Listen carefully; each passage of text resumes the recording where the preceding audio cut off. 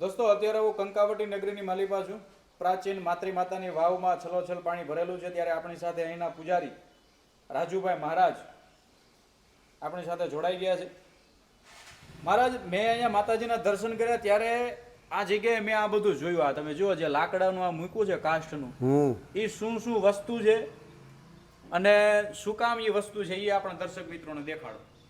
હવે આમાં એવું છે કે માણસોને, નાના છોકરાને પગ વાંકા હોય કે મોટાના હોય તો જે દુખતા હોય તો હવે એની માનતા રાખે, જેથી પગ હાજા થઈ જાય, હાલતા થઈ જાય નાના છોકરા.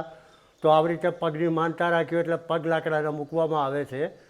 પ્લસ પછી કે કાન દુખતા હોય, કાનમાં રસી આવતી હોય, એના માટે આવી રીતે કાન આવે છે, જે કાન ગામમાં સુથાર બનાવે છે અને અહીંયા પણ આપણે રાખીએ છીએ ત્યારે હરેક વસ્તુ.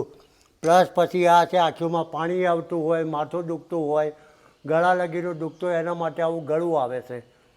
જે ગળાની પછી આ આવે છે જીભ, જે લાકડાની પણ આવે છે પ્લસ ચાંદીમાં પણ આવે છે.